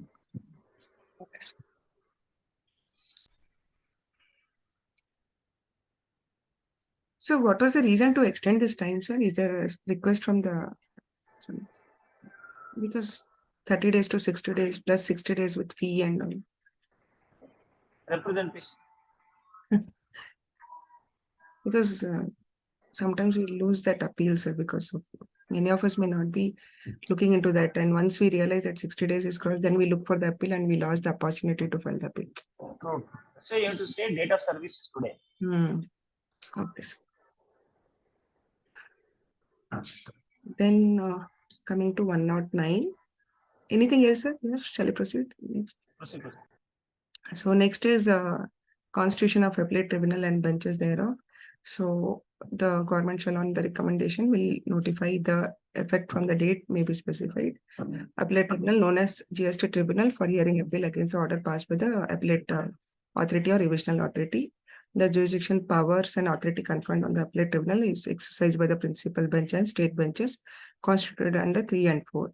So I think recent notification has come where they have notified the benches in the respective states, and it is giving all this constitution. We have the principal bench, which is consisting of president, judicial member, and technical member, center and state. Basically, principal bench will handle the cases of place of supply, and other than place of supply, it will be handled by the state bench, and each state bench shall consist of 2 judicial members, a technical member center and a technical member state, and the principal bench and the state bench shall hear the appeals against the order passed by the appellate authority or revisional authorities, and provided that in case which any of one of the issues involved relates to the place of supply, it will be heard only by principal bench. And the president from time to time by general or special order distribute the business of the appellate tribunal among the benches and may transfer the cases from one bench to the another bench. The senior most judicial member within the state bench, as may be notified, shall act as a vice president for the state benches and shall exercise such powers of the president as may be prescribed, but for all other purpose we consider it as a member. And then appeal where anything to be discussed here, sir? Shall I proceed here? Here only one thing I was looking, sir. If any of our order has one issue pertaining to the place of supply and all other issues are pertaining to the other issues, but still it will go to the principal bench, right, sir? Can we look that, sir? If the order is, yes, sir. So that is one point, sir. And then appeals where the tax or input tax credit involved or the amount of fine, fee, penalty determined in any order appealed against does not exceed 50 lakhs and does not involve any question of law, may with the approval of president and subject to such conditions, may be heard by single bench, that is single member, and in all other cases shall be heard by one judicial member and one technical member. So it can be technical member can be C or technical member can be yes. Then if after hearing the case, the members differ in their opinion on any point or points, such members shall state the point or points on which they differ and the president shall refer such case for hearing. So it will go to the president, and where the appeal was originally heard by members of a state bench to another member of a state bench within the state, or where no such other state bench is available within the state to a member of a state bench in another state, or where the appeal was originally heard by members of the principal bench to another member from the principal bench, or where no such other member is available to a member of any state bench, and such points shall be decided in and accordingly to the majority opinion, including the opinion of the members who first heard the case. Sir, like in Karnataka, like in that notification, they have specified 2 state benches. And like in UP, they are saying 4, but if you see in the annexure, it is showing 5 places. So is it something like that, sir? So it will be within the transfer will happen from one state bench of Karnataka to another state bench of Karnataka, sir, or will it go to the state bench of other state also, sir? I think it will be within the state. Another state, within the state only. It will be within the state, no, sir? Yeah. And such point shall be decided in according to the majority opinion, including the opinion of members who first heard the case. And the government may, in the consultation with the president for the administrative efficiency, transfer members from one bench to another bench, provided that a technical member state bench may be transferred to a state bench only of the same state in which he was originally appointed in. So I think, sir, all these additional commissioners will become technical members, sir, now? Correct. Yes. Not all additional commissioners. Few, like, yeah. Not all additional commissioners. Whoever applies for it, because once they finish their term there, they cannot come back to department. And 25 years service. Okay. Many will have. Okay. So, and retirement here is 67, and maximum, I think, 3 terms, no, 4 years each. Yes, sir. So technically, somebody can go to here and stay there for 12 years. 7 means at 55 they can go and stay there for 12 years. Okay, sir. Not very doubtful somebody may opt for departmental postings. Okay. Because in CAT we have seen a lot of. No, but they come back. Yeah, they come back. Yes, sir. ADCOM will come back to executive role. That is yes. Yes, sir. But here they don't come back. So normally they will finish their tenure here at 60. Then go there and do 4 years or 7 years. Okay, sir. Okay. And no act or proceedings of the appellate tribunal shall be questioned or shall be invalid merely on the ground of existence of any vacancy or defect in the constitution of appellate tribunal. So these are the anything, sir, to be discussed here? No. Yeah, so these are the all this non-qualification. 110 is specifying he shall not be qualified as a president unless he is a judge of Supreme Court or has been the Chief Justice of the High Court, and a judicial member will be unless he has been a judge of High Court or for a combined period of 10 years been a district judge or an additional. This is for a judicial member, no, sir? So this is for a judicial member. And for technical member, they are saying unless he or he has been a member of Indian Revenue, that is Customs and Indirect Tax Service, Group A, or of the All India Service with at least 3 years of experience in the administration of the existing law, or goods in the central government and has completed at least 25 years in service.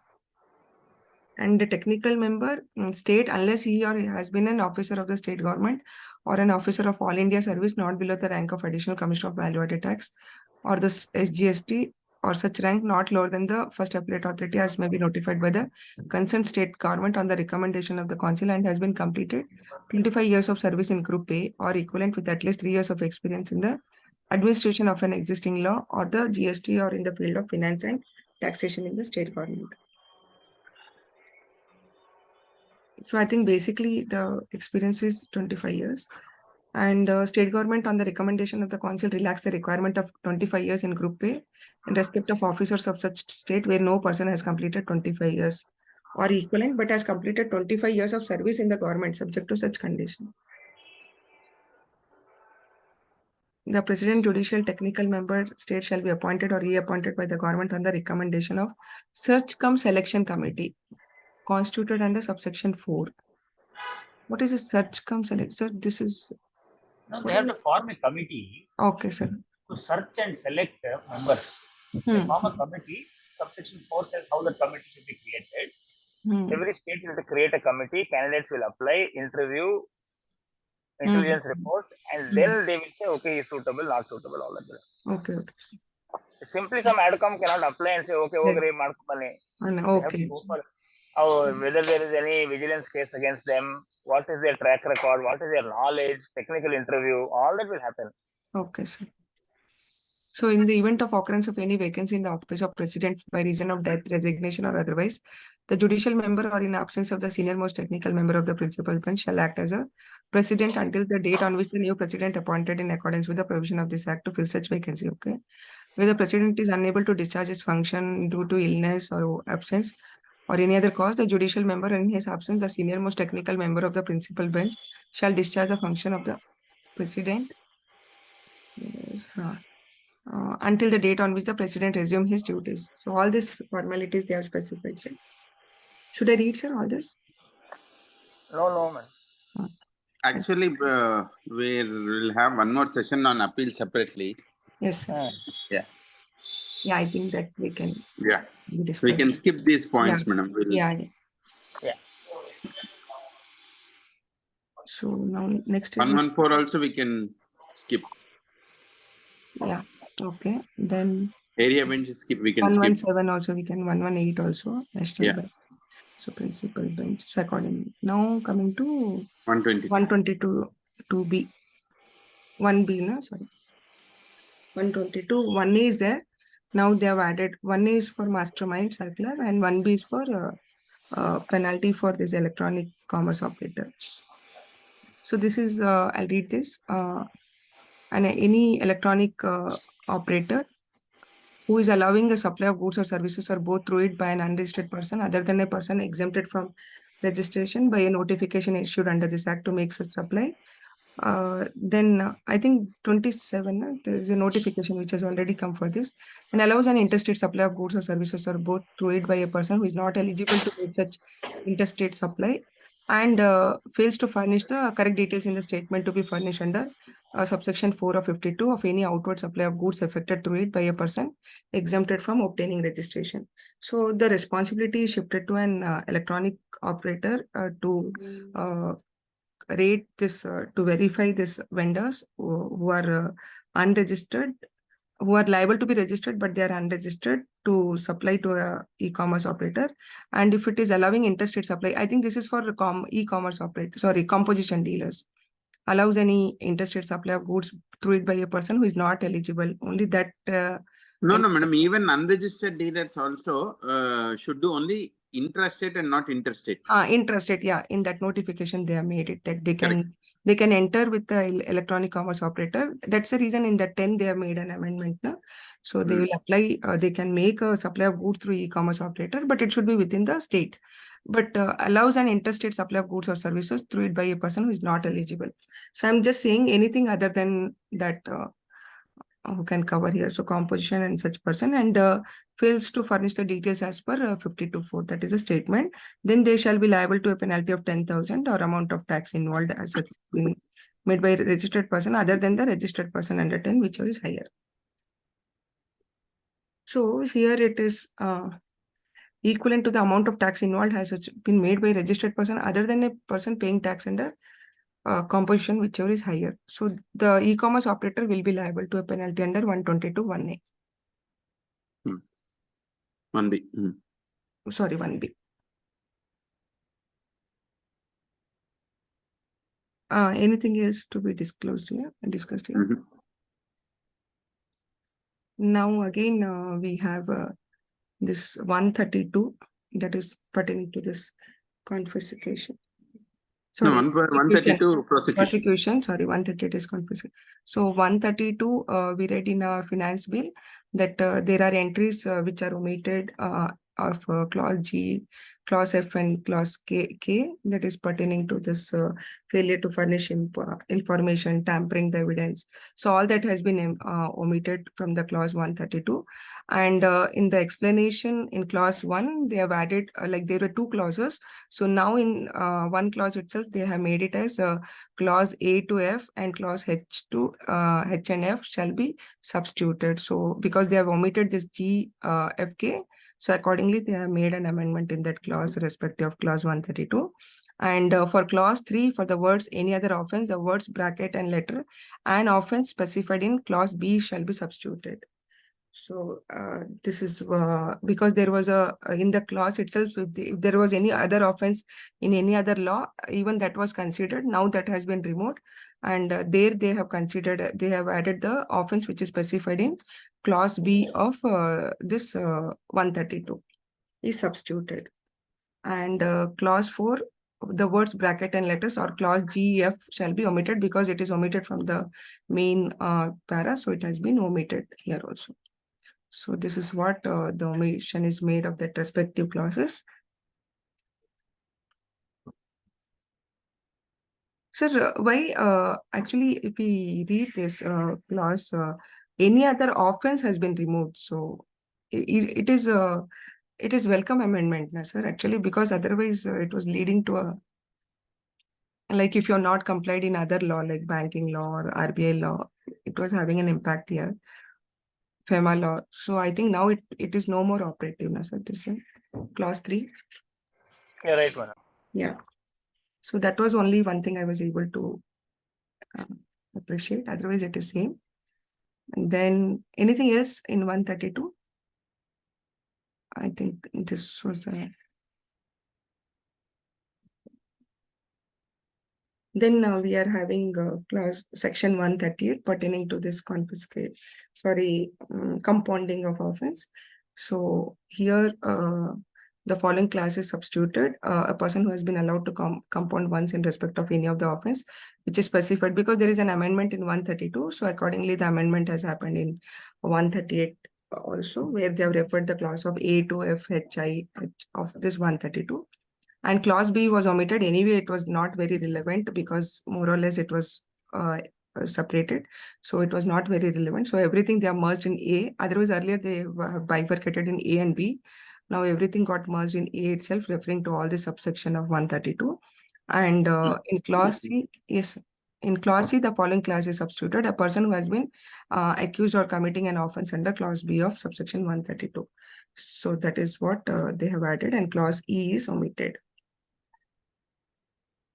So here they have reduced the compounding amount.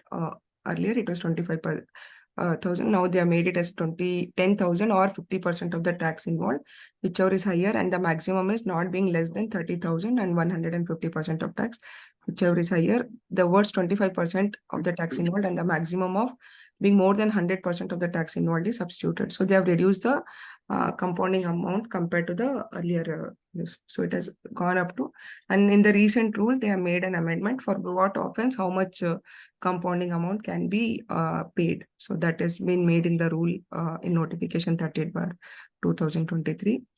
So that is one thing is there. Otherwise, anything else, sir, in this 138? I don't think so. In the rule itself, they have made an amendment for this compounding. That's all. Yes, sir. And this 158A, now they want to share this data with these other systems after obtaining this consent from the suppliers and the recipients. Like, what are we? 158. I'll just take few minutes to finish this. 158. So basically, here the details will be, they can share the data, whatever the details you have provided at the time of registration, or whatever the details you have uploaded while filing 3B or while filing GSTR1, or whatever the details in the case of e-invoice, if you have uploaded certain information for preparing that invoice. Or they have also used the word any other such details as may be prescribed. So we don't know how it will be. So that is what they have said. They will ask for your consent, and if you give the consent, they can share the information from, and this information they can ask from the suppliers as well as from the recipient also. Sir, here under 158A, using this, the department is now wanting to extend the information of one GSTIN to another GSTIN. So the words here which are used by shared by the common portal with such other systems, can that such other system be included as other state SGST systems also, sir? Looks possible, sir, as long as they have made the safeguard saying you give consent, then they can exchange information. Okay. Sir, is there any penalty if I don't share the information, sir? Is there anything? No, this is shared by GSTN portal directly. Yeah, directly.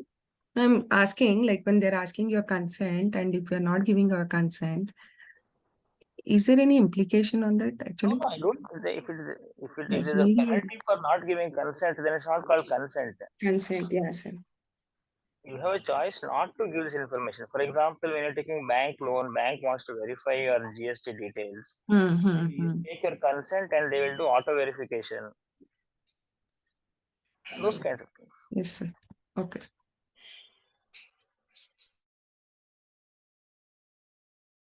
Here, notwithstanding anything contained in any law for the time being in force, no action shall lie against the government or the common portal with respect to any liability arising consequent to information shared under this section, and there shall be no impact on the liability to pay tax on the relevant supply or as per the relevant return. So they are saying no action shall lie against the government or the common portal. They cannot issue notice and all, sir, based on this. No, they cannot. Anything on this section? Shall we proceed? We'll proceed, madam. Yes, sir. madam. Yeah. So I think I'll just conclude on this 159, where they have introduced this from retrospectively two entries. One is this supply of goods in non-taxable territory to another place in non-taxable territory without such goods are entering into in India, and the supply of warehouse goods before clearance for home consumption, and supply of goods by consignee under specified circumstances. And also they have said if the tax are being paid and collected and paid, refund will not be granted. So that is what is there for the third schedule. So they have added that entries in the third schedule. No refund shall be made on all the taxes which has been collected, but which wouldn't have been so collected had subsection 1 info. So in case if they have not collected, but they are paid from their pockets, still they cannot take a refund, sir, under this. No. Okay. So as is basis is there here. So this is a retrospective amendment. So shall I continue or how shall I do, sir? Shall I do? Yeah, I just moved, madam. I just moved. So IGST, they have made an amendment to this non-taxable online recipient. It is like means any unregistered person receiving online information and database access or retrieval services located in the taxable territory. So for the purpose of this clause, the expression unregistered person include a person registered solely in terms of 24(6) of the GST Act. Sir, they have amended the whole definition, sir. Is there any reason, sir, actually? Only for government, no, sir. This is like 24(6) is for the TDS, only for government it is. Earlier they used all that word government and all. Now they have just referred to 24(6). Correct, sir? Correct. Yeah. And in clause 17 OIDR definition, they have removed this essentially automated and involving minimal human intervention. With this, I think it has been expanded. So the definition has been expanded, and they have removed all this automated and involving minimal human intervention. Any examples, sir, where we can just try to understand this minimally human intervention? No, what is happening is foreign companies who have online content consumers located in India, they're never coming within the system. Now I see a lot of companies from Southeast Asia who have taken registration and have started to comply in GST. Okay. Only in October, all of them will start coming in. You're taking registration, sir, actually, and paying. Yeah. Because Banishankari is the central place for this, for the whole India. Okay. Okay. And this is what that has been omitted, and I think this will be a retrospective, sir. No, it will be prospective, sir. This I clause. think Yeah, prospective, sir. Yes, yes. Then this section 12 and section 13, which is pertaining to the place of supply in case of transportation of goods to the place of outside India. So basically that proviso has been omitted, which was actually there was a circular also which was issued, but that clarified, but still there was no amendment in the section. So with this Finance Act 2023, they have omitted that place of supply. So ultimately, based on this, now the place of supply will be the location of the recipient in case if the recipient is registered. So because earlier it was a destination was outside India, so IGST was charged considering as others, and which was leading whether the credit was eligible or not. So that issue was there. So now this amendment will take care of that. What I can say, credit part and disclosing in the GSTR 1 also, because the place of supply will be the location of the recipient in case if the recipient is registered. So it will be retrospective, na sir, this provision, because anyway that we can read it as retrospective. which provision, madam? This under 12.8, which was there, na sir? 12.8, the transportation, sir, where it was destination of goods, it was stated. Now it is saying that it is place of recipient of. I'll just read, sir, 1 second, because It is restoration of the original provision, no, madam. So first the same thing was there, then they amended, then they restored back to the original thing, no? Then they again added the provision was there. So because of that provision, 1 second, I'll just read the provision. The provision was if the location of the recipient is not on the records of the place of supply shall be the location. Sorry, this was not the 12.8. So 12.8 was, sorry, the 12.8 was provided that where the transportation of goods is to a place outside India, the place of supply shall be the place of destination of such goods. Correct. So that was relating to the place of supply of services by way of transportation of goods, including by mail or courier. So this was inserted in 2019, and again they have removed it, omitted it actually.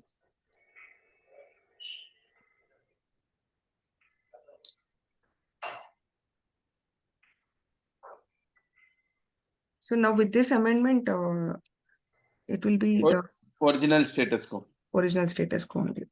And even in 13 also the similar amendment has happened.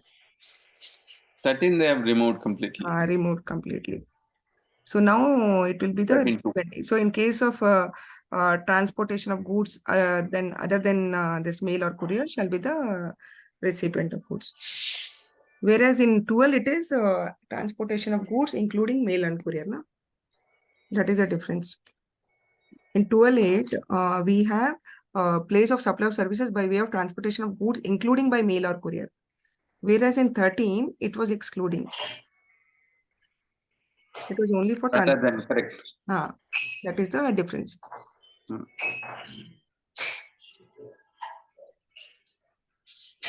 So 9, it was 13 subsection 9, which was saying the place of supply of services of transportation goods other than by way of mail or courier shall be the place of destination of goods. So that has been omitted. Yeah. So it will be residual entry now. Yeah, it will go back to 13.2. 13.2, recipient.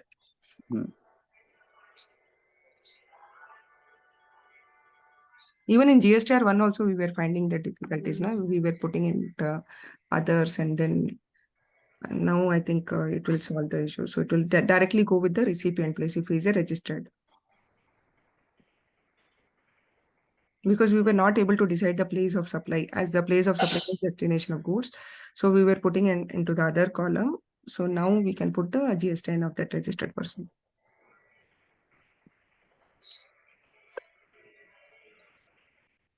So this was a thing, amendment in 160. So I think still there are rules. I think if we read rules, that will give more clarity on some section. Compensation is there.